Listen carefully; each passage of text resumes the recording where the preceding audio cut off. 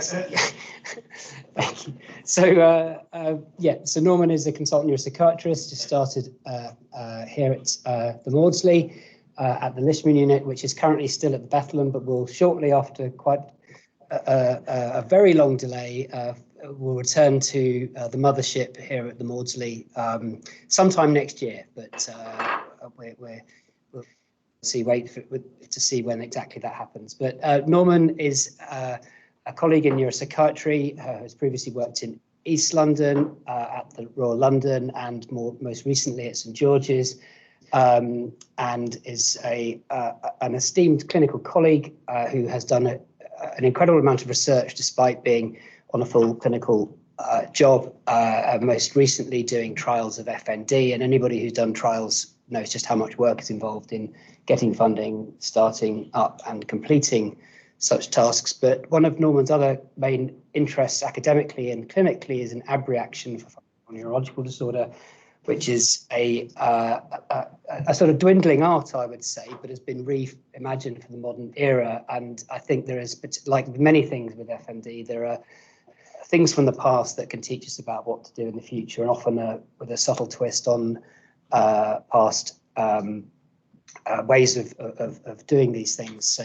whether that's hypnosis, magnetic stimulation, psychedelics potentially, and also abreaction. So it's a fascinating bit of a fascinating disorder. I think it's one of the most interesting therapeutic aspects of FND. So thank you, Norman, for talking to us today. And just a reminder that to people to turn their cameras off. Otherwise, when you cough or move, you tend to go center screen and everyone can see you, or eating your lunch. But do put them on again if you want to ask questions at the end. And do put your questions in the chat as we go along, or you can raise your hand at the end. So thank you, Norman, for coming to talk to us today. Thank you very much, John. That's a very kind introduction, and I have to say it's very nice to join the Lishman unit. I'm been very happy here, although I've only been here for a month. I'm really enjoying it. Yeah, I wanted to talk about abreaction for functional neurological disorder. I have to say there's a lot more in the past than there is in the present or the future, and in fact, I think that my talk won't take up the whole hour, and actually I'd quite like to get people's comments and thoughts about what the future does hold for abreaction, because actually it's a plan of mine really to try and start delivering it at the Leishman and to run some trials on it. So but that's will come later. Anyway, so we call it abreaction, and I quite like calling it abreaction, but it's been known by many, many different names over the years. It was originally known as Amytal interview, and then Nembutal hypnosis, narcoanalysis, narcosynthesis, narcoplexis, a bit less well known, narcosuggestion, catharsis. You can see that narco gets a heavy mention because of the drugs. And then more recently, actually, it has been called therapeutic sedation. And I'll just sort of talk a little bit about that later on, about why it's been called therapeutic sedation. And in a sense, the sort of what aspects of it have been, to my mind, slightly stripped out and lost by calling it therapeutic sedation. So I'm going to call it abreaction, although I know it's not a perfect term. It was actually the first term that I heard it to be known by, which I guess is maybe why I'm sort of biased towards that. And really, I sort of got interested in abreaction because it really did feel like, well, neuropsychiatry sort of felt a bit like an area of psychiatry which was sort of underexplored, under-researched, and abreaction sort of seemed that this kind of dark art that was part of neuropsychiatry, and I sort of was slightly intrigued by that as a trainee, which sort of really motivated my interest in it. You can see where the dark art kind of comes from. So Lovenhart in 1916 is the first person to do anything like this, and for some reason which really the literature doesn't explain, he got mute patients with catatonic schizophrenia to hyperventilate on sodium cyanide, and what he found was that they actually came out of their catatonia briefly and started to speak, and he felt that they were sort of actually saying things that were relevant to the condition. sort of, hidden traumas and things like that. And then Blechwin used, in 1929, used sodium amytal to induce deep sleep in patients with schizophrenia. You probably will know about the insulin coma and deep sleep and the sort of rather nefarious history of that. And obviously it's not an effective treatment. But what he noticed was that actually shortly before the period of sleep began, and again on waking up, the patient seemed more unusually and more readily able to talk about emotionally sensitive topics and future plans and things like this. So again, there was this sort of slight window of, does giving people these kind of drugs actually enable us to access some aspect of their mental state that we're not normally able to get access to? Goodman in 1936 then uses mescaline on a variety of patients and controls, and he says there's reason to suppose that patients in such a state may be very susceptible to psychotherapeutic influence. If it is so, the intoxication could be used as a sort of forced or concentrated analysis. And I think this is, something that I'll come back to later, and really something that has been the sort of the tantalizing aspect of Abreaction is it a bit of a quick shortcut to get to hidden material, or to speed up a sort of therapeutic process, given obviously psychoanalysis famously takes so long. Sargent and Slater publish a paper called Acute War Neurosis in the Lancet, where they talk about abreaction and how to conduct it. And then Horsley publishes his book on narcoanalysis in 1943. And actually, he had started to use abreaction quite a bit before that, when he was experimenting with amnestic childbirth. So he was thought that the process of delivery was so traumatic for women that it would impact their attachment and their sort of their bonding with their child. And so he wanted to sort of create an amnestic childbirth.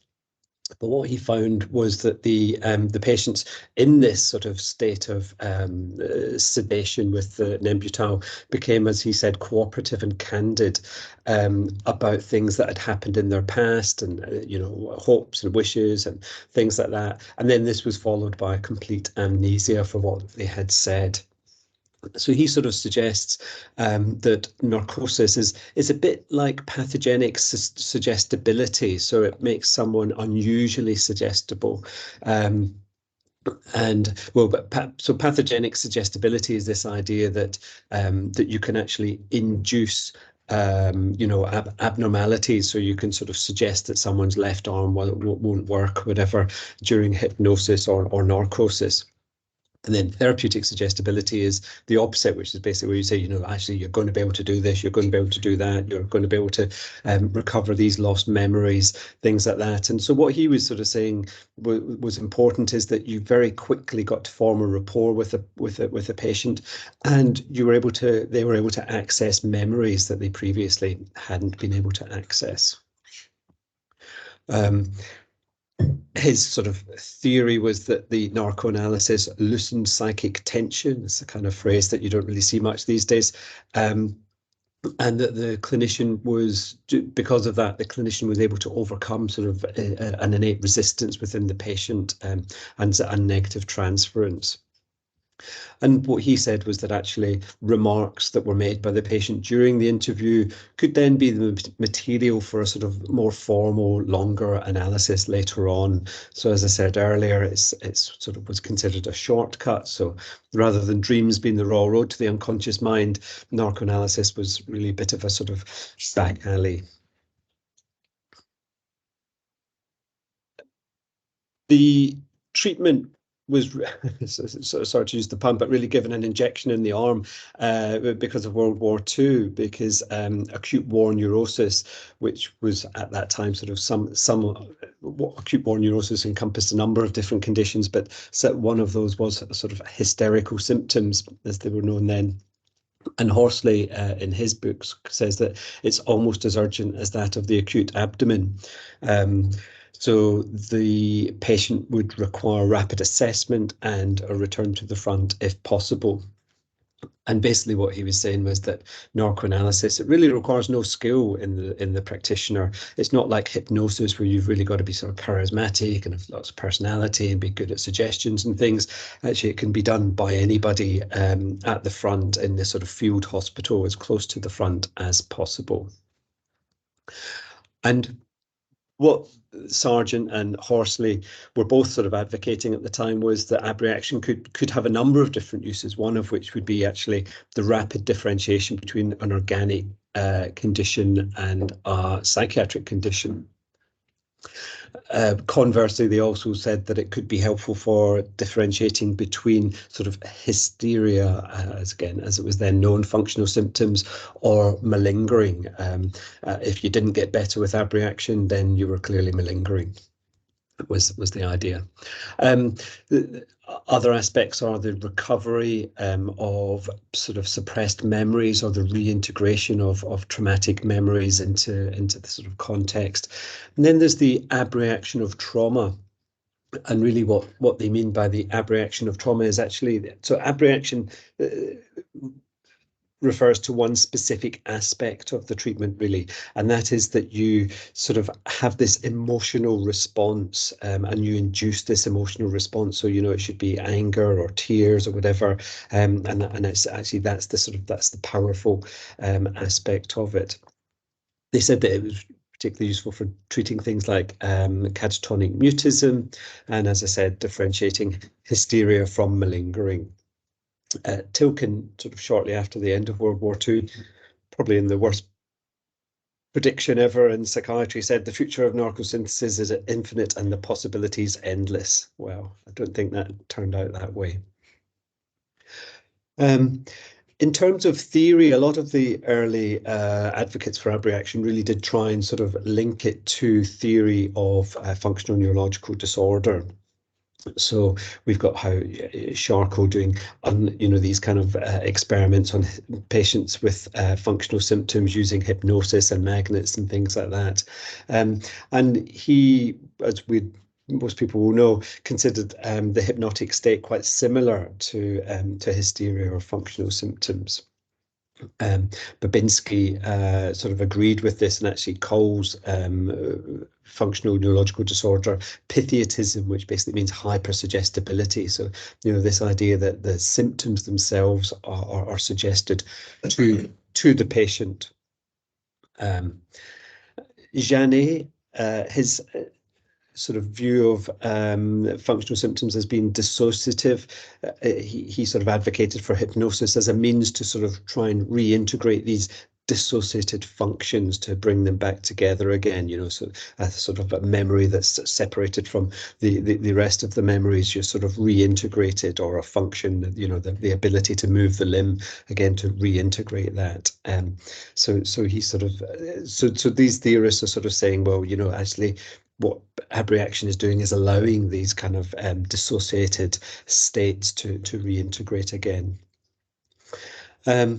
And really it puts you into a state of this sort of hypersuggestibility, and in suggestion each idea seems to develop to the maximum to give all it contains in the way of images, muscular movements and visceral phenomena. So rather than the patient being sort of the symptoms being caused by sort of auto-suggestion, if you like, then you can suggest the reverse. You can suggest that these symptoms can reverse, and actually the state of narcosis or narcoanalysis allows you to do this more easily.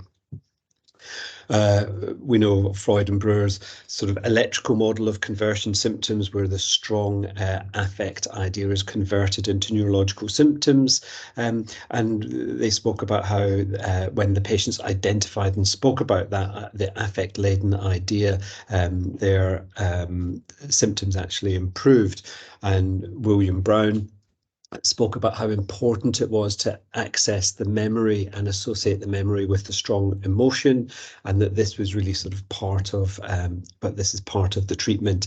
And he said that this is absolutely vital in shell shock of the hysterical type. And again, so narcoanalysis basically allows you to access these memories, and perhaps abreact gets it sort of in touch with the emotion as well. So you can see how it's sort of with the kind of psychodynamic type theories, that are going around at the time, narcoanalysis looks quite attractive. Yeah, I just wanted to sort of talk a little bit about the method. How is it actually conducted? Now, I'll be honest, I've done it a couple of times as a trainee with a consultant around. I've not really done it since then. I've been there when Jan Koberg has done some propofol therapeutic interviews, or rather therapeutic sedations. But so this is kind of gleaned from the literature as much as it is described. So originally what they did was they injected sodium amytal. That's an anesthetic agent. It's not actually available anymore. But other agents have been used too. Some people have spoken about using things like lorazepam, midazolam, and then actually there's other people have described the case reports of actually using psychostimulants, so amphetamines and things like that, and other people actually combine the two together, a sedative and a psychostimulant, to try and get that sort of emotional abreaction induced. Anyway, so what you do is you inject it very, very slowly, and you are taking note of the respiration and the cranial reflex. And what people have sort of said is that it's when that cranial reflex disappears, that's the bit to kind of intervene and start to talk about, you know, the try and sort of do your exploration and things like that. So you begin the interview by talking about the effects of the medication, and talking about relaxation and how relaxed they must be. You're looking at the cranial reflex, testing that, and then watching for sighing, the sort of, you know, slow labored breathing as if someone's sort of about to fall asleep. And then that's where you hit. That's when you start to talk about the sort of the exploration. So this is the bit that's quite different to what John Stone and Alan Carson would call sort of the therapeutic sedation. There's really no exploration there, whereas here what you do is you begin talking about neutral details about the personal history, and then you tentatively approach events leading up to the onset of the symptoms, you know, what was going on in your life, any arguments, allowing the person to talk, sort of giving them freedom to talk, not being sort of, you know, too overbearing. And then, if able to recall details, give suggestions that they will be able to recall these on waking. So if there's some sort of memories that have been forgotten that seem to be relevant, you know, you say, oh, you know, this is great. You've accessed these now. You're going to be able to remember these when you come round. But it's important to remember that it's not actually a truth serum. You're not going to be able to get at the truth that somebody doesn't want to tell you, you know, so you can still hide what you actually think. The idea is about sort of accessing repressed memories that you're not so aware of, rather than getting people to talk about things that they don't want to say. So the other sort of aspects of the technique, in addition to the exploration, are this abreaction or catharsis, as I said, really trying to induce a kind of an emotional response in the person, whether that be anger or tears or anxiety. You're really sort of trying to get them to emote and to have a big kind of emotional outburst. You're using suggestion. You're sort of saying, well, actually, you know, now you can feel your legs can walk, or, you know, you can see, or you can recover those memories. So you're using lots and lots of suggestion, and probably the environment in which you're doing it should also be sort of quite heavily suggestive as well, of, you know, this is a medical procedure, it's quite an elaborate thing, you know, something's going to happen, something dramatic's going to happen. And then you've got the sort of more rehabilitative type aspects, which is what they really use in therapeutic sedation, which is getting the leg to walk again, you know, getting the leg lifting up, or releasing the dystonia. And you're videoing this and playing it back to the person afterwards. When you look at the case studies, the vast majority it's a combination of two or more of these kind of things, and in a sense they're not really neatly separated out, but that's kind of the way I've tried to approach it.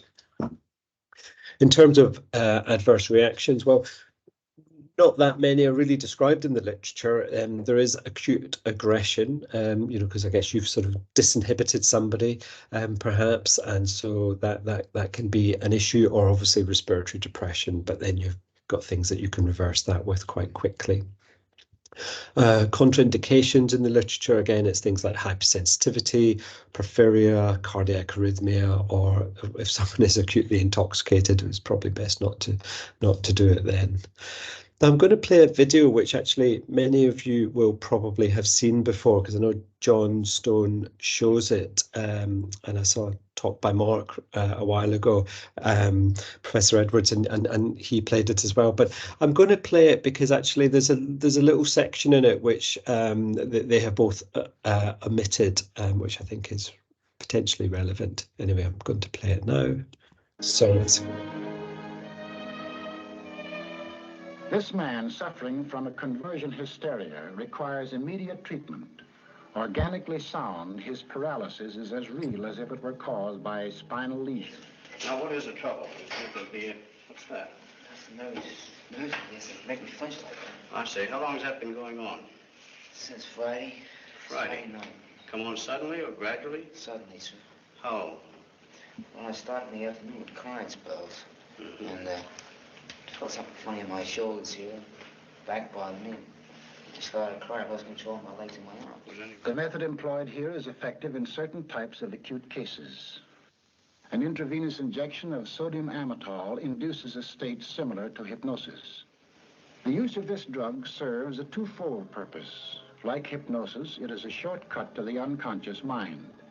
As a surgeon probes for a bullet, the psychiatrist explores the submerged regions of the mind, attempting to locate and bring to the surface the emotional conflict which is the cause of the patient's distress.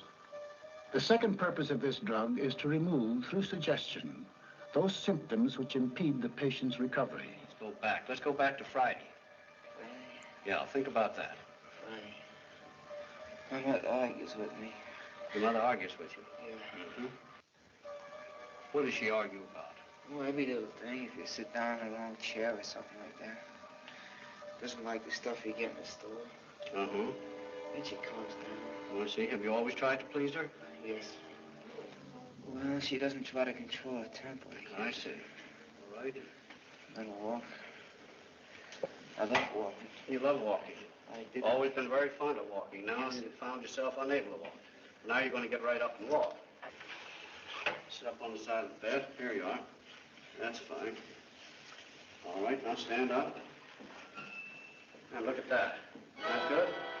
All right, now walk out here. Walk over to the nurse all by yourself. That's the boy. How about this kid?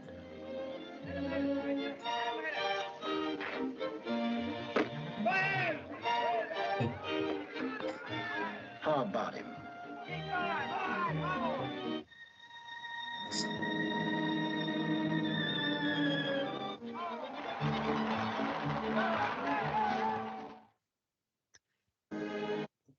Yeah, I love that film because, well, it's made by John Huston, who's better known for making really sort of manly, rough westerns, and then he's got this sort of side stream of really quite being very interested in neuropsychiatry and psychiatry, and of course I love all the people around at the end applauding the scalpel-like precision of the psychiatrist's work. But I don't know if people have seen the film before when John and Mark have shown it, but it sort of skips all of the bit where he's talking about his mum and they're doing that sort of exploration stuff. I mean, I think it's quite hammy in many ways. I'm not sort of trying to over egg the pudding, but I just sort of think it's quite interesting that bit has been sort of dropped from the therapeutic sedation and the films.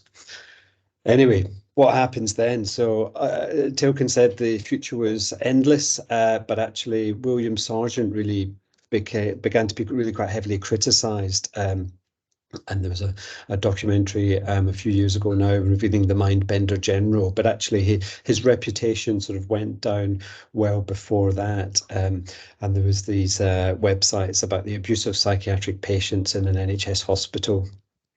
There's this chap here sort of essentially explaining what's going on. He says that actually it's all a lot of nonsense that, you know, you have these kind of the psychoanalytical interpretation that you've got these repressed dysphoric moods associated with memories. You know, we need to get rid of all this sort of psychobabble, and so obviously abreaction kind of falls by the wayside as well as a consequence of that.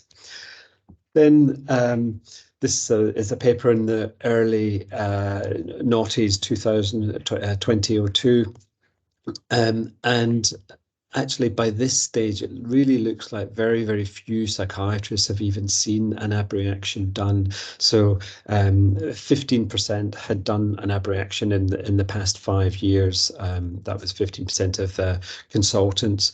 And then, yes, only, what does it say, 2 and only 7 consultants had supervised a trainee in using abreaction. So you could see it's a sort of, if it's an art, it's definitely sort of dying out, and it's not been passed on to younger people, which is a bit funny, really, because actually when that same survey, the consultants, psychiatrists who were using it definitely seemed to find it useful. You know, it was the number of consultants judging it had been of value in the management, 83% for unexplained mutism or stupor, 100% in the assessment of catatonia, or 62% in recovery of memory and dissociative amnesia. So, you know, obviously this isn't a scientific rigorous trial, but it strongly suggests that the people who use it found it of some value.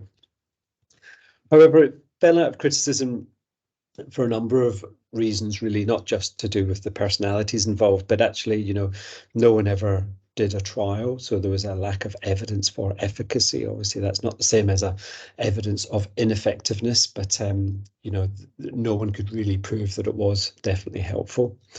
I think probably the fact was that other treatments began to be available. Antidepressants, antipsychotics really start to be discovered and used more regularly by psychiatrists at the same time as sort of abreaction starts to become sort of fall by the wayside. There's, as people will know about functional neurological disorder, there then began to be real doubts over the validity of the diagnosis. And I don't think that affected neurologists so much, but the Elliott Slater paper, you know, where he calls functional neurological disorder or hysteria as a trap and a snare, and really, if you look hard enough, you'll find a neurological condition, really did impact psychiatrists. I mean, when I was a trainee and I was expressing interest in neuropsychiatry and functional neurological disorder, my consultant supervisor at the time said, "Why are you interested in that? It doesn't exist," you know, and that was a fairly widely held view. I think really it probably was based on an outdated sort of philosophy of mind and an outdated psychoanalytical traditions. And then there was the danger of false memory syndrome became quite a significant concern. So this is, you know, around the time where there was some therapists being criticised for actually implanting memories of abuse and things, and you know, the big debates over false memory that went through the 80s and 90s. I think really some people had some concerns about ethically how you know, given that the majority of patients with functional neurological disorder would be female, the majority of psychiatrists at that time were male, you know, is there actually a sort of an abuse of power going on, you know, sort of keeping somebody in a sort of stuporose, intoxicated state and then suggesting, you know, that they might get better and things, you know. I think people began to feel a bit uncomfortable with that. And then there was the fears about the safety of the procedure as well. Now, this isn't specific to abreaction, but it just shows you how all of the kind of research on therapeutic interviews kind of falls by the wayside after the sort of the late 60s onwards. And really, abreaction is just sort of one of the many different sorts that is sort of subsumed within this graph, but obviously it falls by the wayside. So as a trainee, I kind of did, as I said, I got interested. I thought, oh, this seems like a weird and interesting treatment. Whenever I spoke to people, no one really knew how it worked, if it worked, what it was. And I thought, oh, well, you know, but what I'll do is I'll, you know, get all the randomized control trials and put them together and do a meta-analysis. And actually what I found was that there was never any randomized control trials. It was all case studies and case series. So I thought, well, I should just persevere anyway, and try and publish this in any case, you know, because it seems interesting. Now, so we did actually manage to get quite a lot of cases. So 116 cases are described in the literature, or had been described up to that time. Probably there's maybe a handful more now. Now you can see it's probably not going to be completely representative, because actually 70% of the sample are male, and we know that actually in functional neurological disorder that's unlikely to be the case. So it's definitely not a representative sample. For some reason, male cases get published more regularly. What we did find, though, actually, is that a lot of people in the case reports did get better. So you're looking at 80% nearly. Were actually either recovered or significantly improved following Abreaction. Now, again, I'm not, you know, it's just published. There's obviously publication bias and all those things going on, but it is a sort of, there is a signal of efficacy, I suppose you might call it, even though taking this into account that there is a strong publication bias. And then what we decided to do was try and sort of work out, are there any characteristics of the functional neurological disorder that make recovery more likely or less likely? And what we found actually was that really all sorts of functional symptoms, whether that be motor, sensory, identity, amnesia, non-epileptic seizures, they actually all sort of seem to fall within the same ballpark. So there's nothing sort of stands out as either being more effective or less, standing out as being more benefit, having more benefit or less benefit, other than these sort of atypical cases. And the atypical cases, to be honest, were really pretty atypical. You can see there's only a handful. It's weird stuff like hysterical psychosis or hysterical catatonia. So, you know, really not your typical cases, but interestingly, and probably against what people had initially thought, actually, it seems to be less effective in those instances. We also thought it'd be interesting to look at, you know, whether being acquired in battle or not is sort of makes it more or less, but yeah, there's nothing there.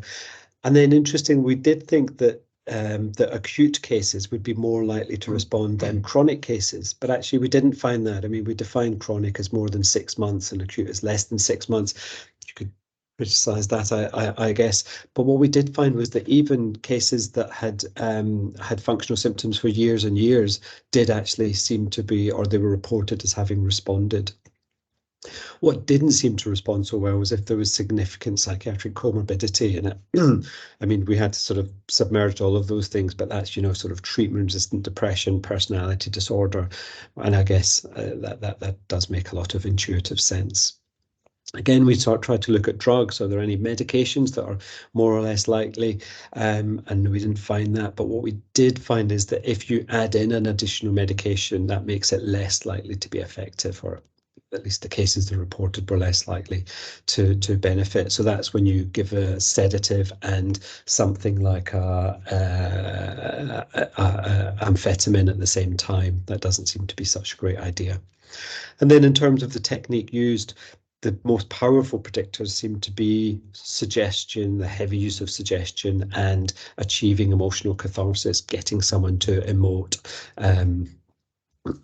Did seem to be sort of there did seem to be some sort of signal there.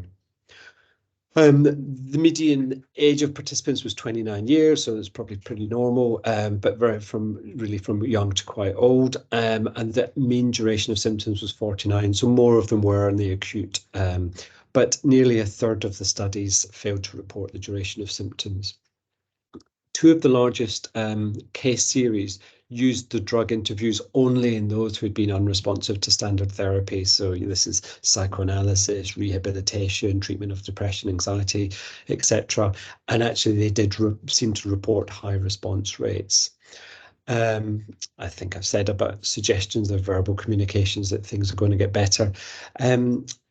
I think it's important to remember that the drug interview, or the Abreaction, was really originally developed as a first step in treatment rather than entire therapy in and of itself. So, you know, the cases don't really sort of talk about the context, but I think that is probably important to remember.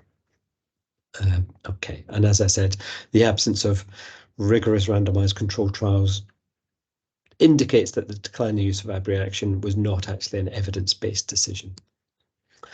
I think lots of people will know this paper. It's a case series of the therapeutic sedation. So that's very much, you know, the physiotherapy type aspects of it. You know, you get the person sedated and then get them to do various things. You don't explore their emotional life or the mental life at all.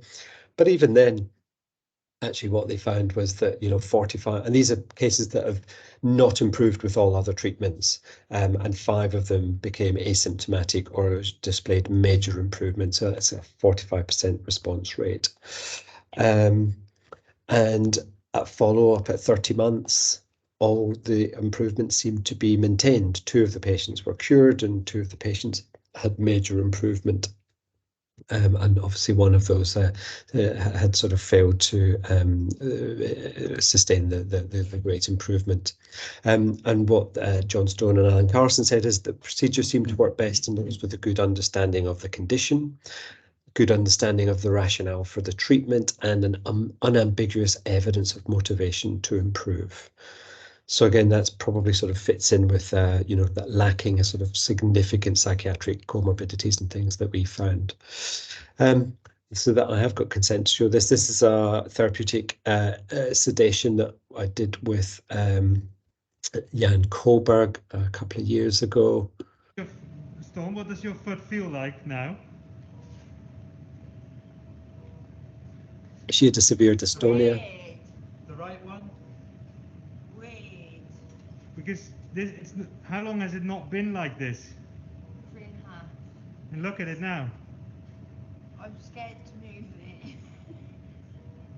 So the dystonia affected the right foot. So she's wiggling the left, but it's the right one that was actually dystonic. Has it surprised you? Yeah.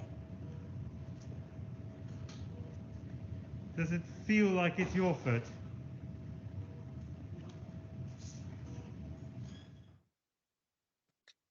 I have to say, she was very happy with that, really surprised and really amazed, and left the hospital in a taxi to go home, and the dystonia re-emerged. So it was definitely not a lasting improvement that she saw.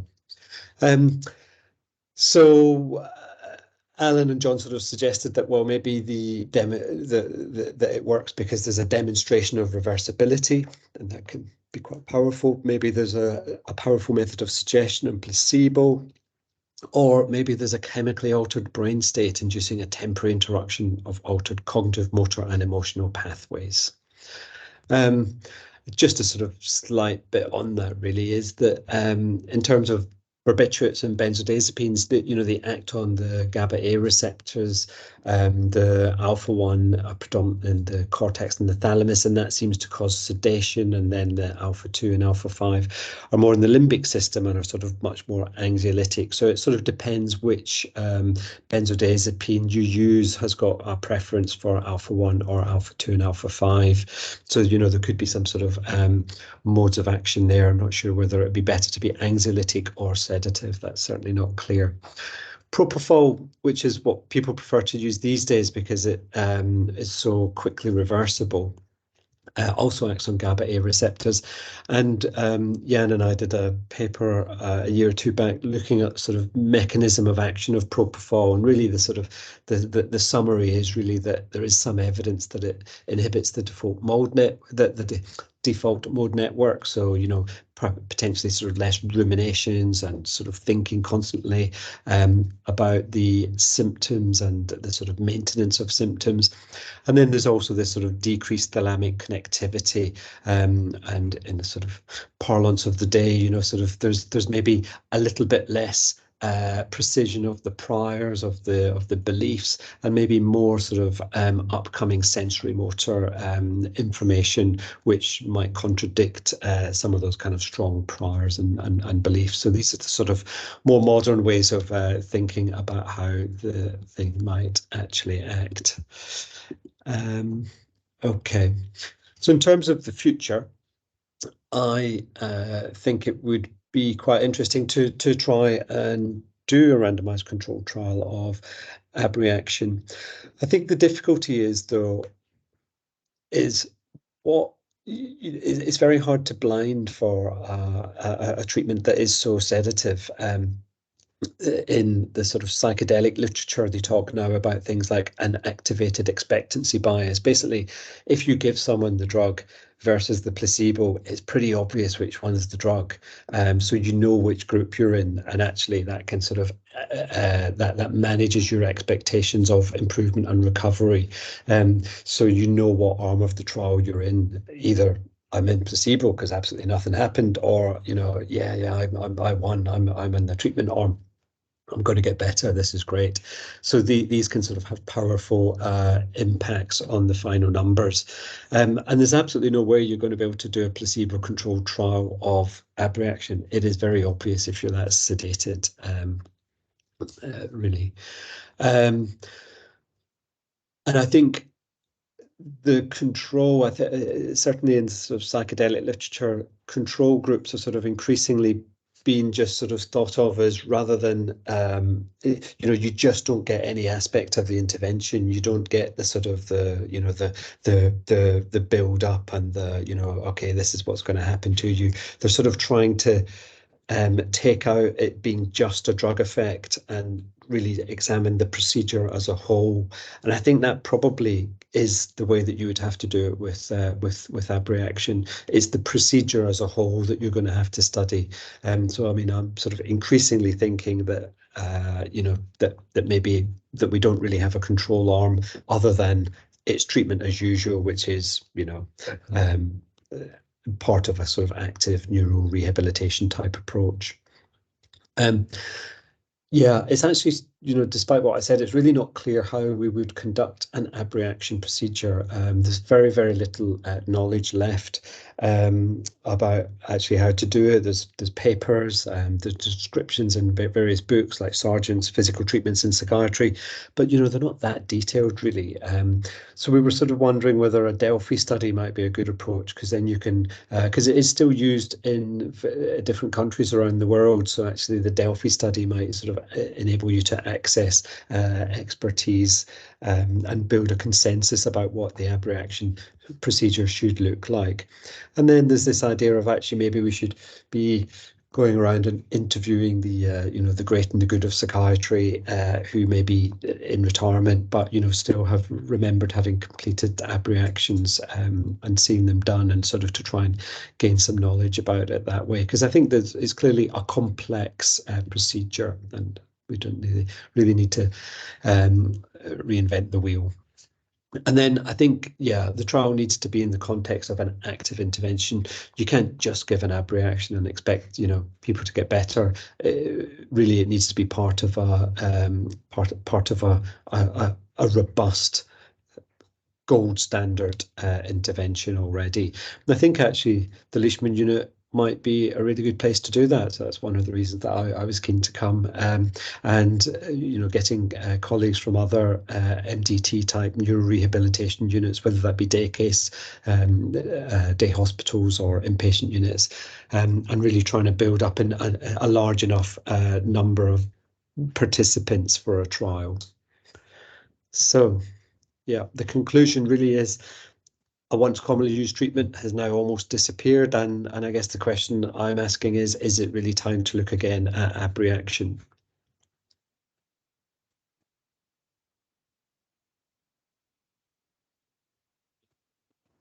Sorry, the applause was missed by the microphone unmuted. So we'll do it again at the end. So rather than a forced one right now. So thank you, Norman. There was a astounding round of applause just before the microphone was on. So thank you, Norman. Great walk through the fascinating history of this, I guess, this practice really. So I've got about 101 questions, but obviously people, please put your questions in the chat or raise your hand if you have questions now. But I guess I'll just point out something that we'll hopefully do as another meeting quite soon, and is that just the treatment of the use of abreaction for for FND in the context of war, so shell shock or war neurosis, as it might have been called.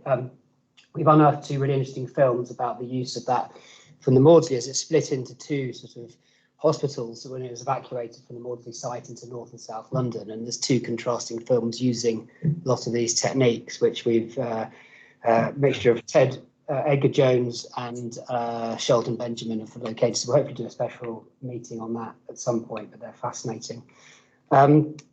Yeah, and the other thing, just to point out film-wise, which is interesting, and I always talk to when I'm telling students or trainees about this fascinating area, is that they can relate it to either their personal experience of having anaesthetics, so on the way down or the way up for an anaesthetic, and how anaesthetists always point out this interesting hinterland people get into when they start talking about stuff they probably would rather not have done whilst going down for an operation in that sort of in that zone. So it's the parallel there, and the cultural reference, which I think still most people get, it's for Breaking Bad, when at the end of one of the series is a cliffhanger when he reveals when he's going down for his lung operation that he's got a burner phone, and therefore his whole alter ego, crystal meth cooking sort of life gets unearthed by his wife. So just to point out some of the references that are interesting, but I don't know if we've got a question from Pospo here.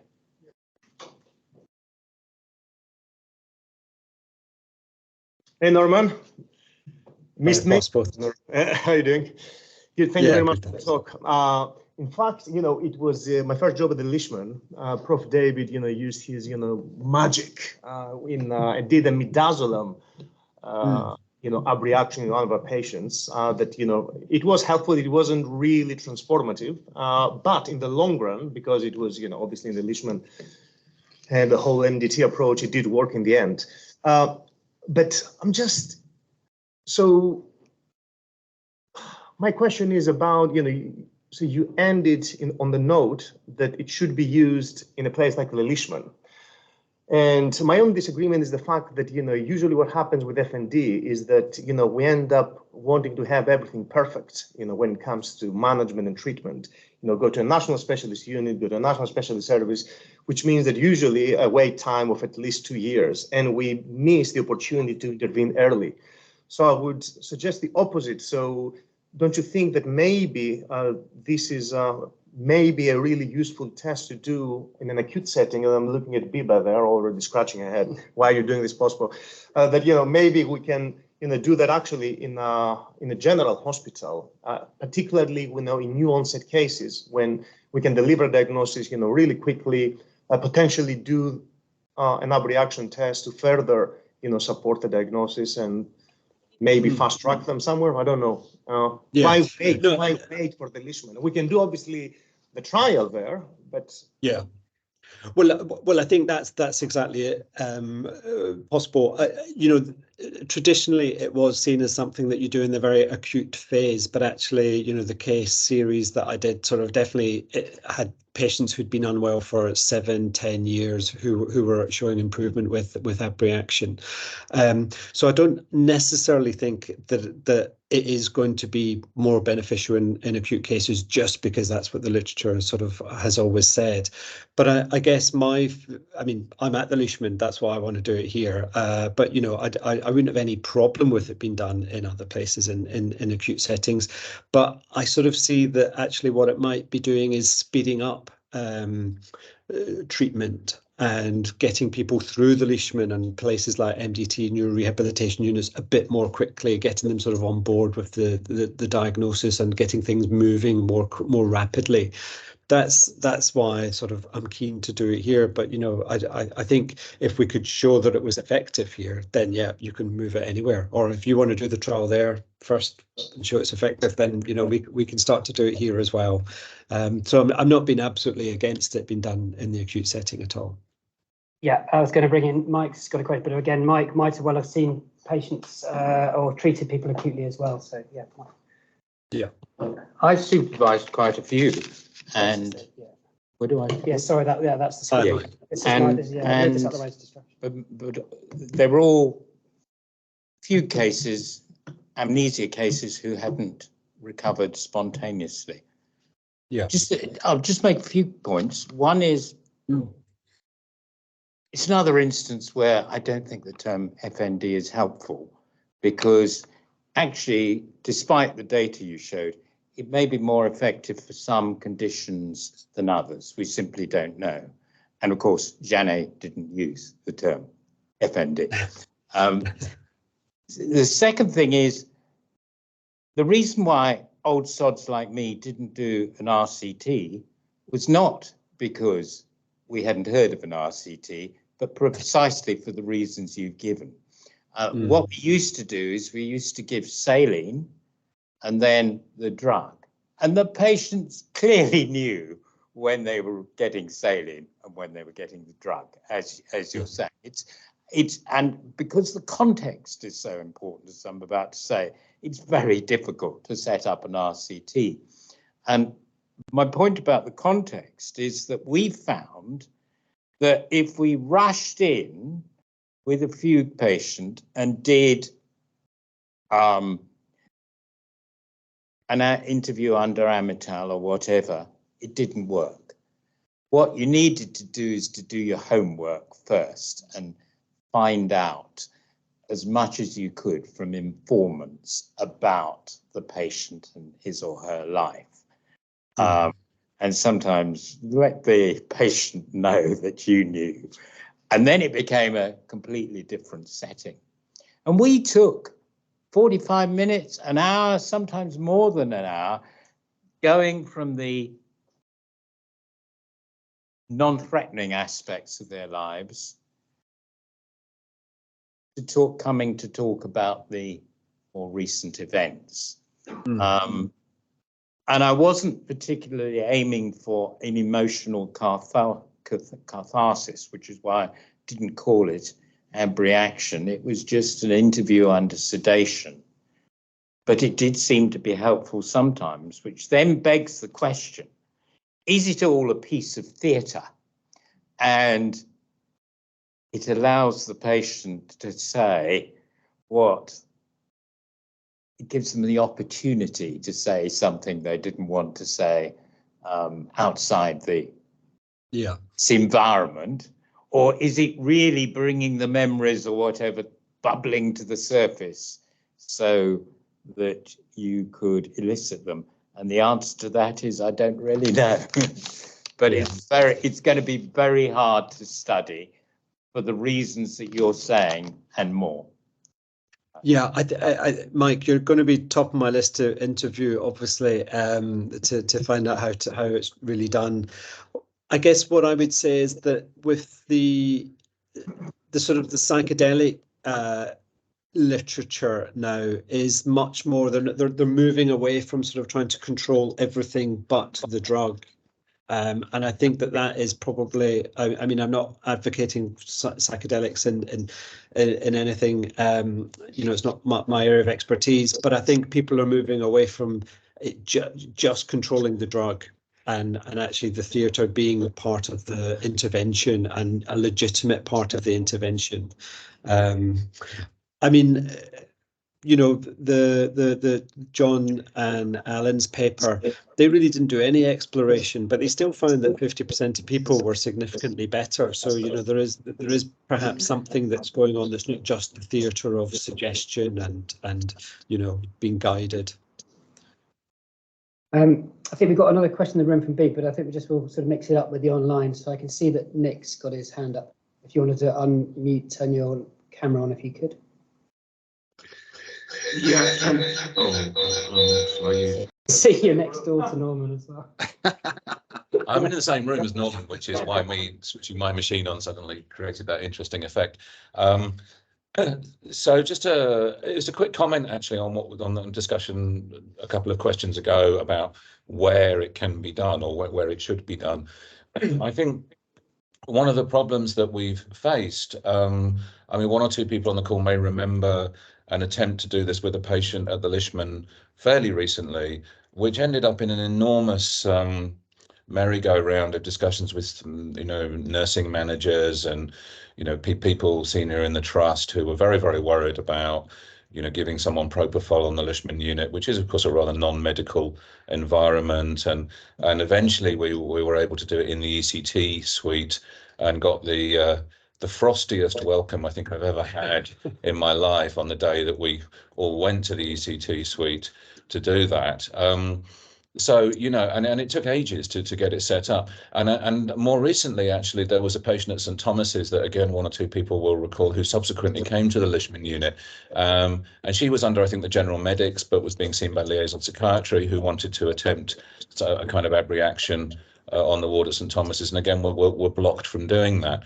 So I think actually I do agree with the idea that, you know, there are potentially a whole range of settings where one could possibly try this, but we do need to sort of convince other people in order to be able to do it. And then that goes back to the question of needing an evidence base that you can actually show to people. You know, so it's sort of the argument goes around in a circle, but I think it is important to realize that there are kind of practical constraints on you from doing what, you know, other people outside our specialty regard as being, you know, somewhat eccentric and if not downright dangerous. I don't know if you've got any comments on that, Norman, but my initial thoughts are that it's always forgotten just how serious and disabling this condition is, and how we do actually have quite a lot of experience, and there weren't trials for anything back in, you know, until quite recently. So it's just there's been a gap where you normally would have kept the practice up, so it wasn't surprising for people to do it, and it was just something that happened. So it's just that sort of falling away out of practice that's become as much of the problem, that it hasn't got the same research or that ECT has, for example. So yeah, but I think we forget that this is safe, and why don't we try this in lots of people because who are very stuck and severely disabled. Actually, pharmacists stopped us. Okay, those pesky pharmacists. Yeah. So I know Bibi, you had a question, and I don't know if David had a question. He had his camera on for a second, but yeah, come on, Bibi. Well, I had two questions actually, Norman. So one was about whether in your case series or in John's paper, actually, which I can't remember, talked about the duration of response, because I was struck by your thing about your patient in the taxi, and it's the same thing we've seen in people where botulinum toxin's been used as a placebo treatment for movement disorders, right, is a good initial response rate, but a very high relapse rate. And then my second question was about how similar is what's going on to what happens with hypnosis, and if it's very similar, wouldn't hypnosis be a safer way to achieve the same thing? Yeah, great questions. Thanks, Biba. So John Stone's paper, they describe two of the patients of the 11 have an immediate response, which then, as soon as they're no longer sedated, the symptoms revert. So, I mean, that's like basically 20%. So that's not too bad. So I don't think it's inevitable that it's just automatically going to revert, and the follow-up period for them was 30 months, so you know, like a 2.5 years, so not bad actually. And the second question was hypnosis. Yeah, I think that that's a good point. I mean, the original people, as you might remember, basically said we should do narcoanalysis essentially because we're no good at hypnosis. You know, like you've got to be charismatic, you've got to have a particular skill set. I mean, Freud, you know, didn't do hypnosis either for precisely the same reason. He just didn't think that he was any good at it. So I think there's a lot of therapist elements in hypnosis, which I guess you're trying to get rid of with this, you know. So even someone with a sort of rubbish personality and lack of charisma like me could, you know, actually deliver the intervention. Thanks. I think David, you've appeared. Thank you. I guess there were 2 points on this. The first is there's a fascinating thread on the liaison Gistmail account, which I forwarded to you, Norman, recently, on the idea. And you never know how the Gistmail account's going to go, but you know, Simon Wesley got involved, Stephen Potts, you know, so lots of individuals. And what came across is that there's like a whole range of expertise in the ways to do this and the sub processes, if you want to call it, as to the approach that people took in that regard. And I know that data, you know, all that wisdom is sort of potentially lost if it's not gathered with a view to bringing it forward to an idea that might actually work with a process that's evidence-based at some stage. The second thing, just going back to the hypnosis ideas, we're aware of those with a functional, for want of a better word, cognitive components in their presentations with a poor prognosis.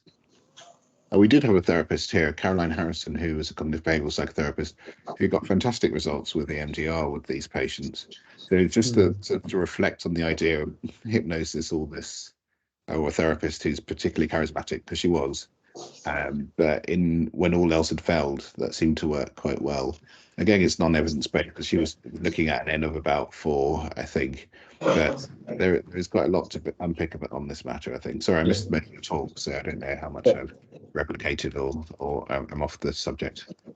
No, it's thank you for that information about the Gismail link. And actually, Tim, I definitely want to get those videos and interview Mike. In terms of the I've forgotten what your last point was. Just quickly remind me, David. It was about the EMDR therapist who was yes.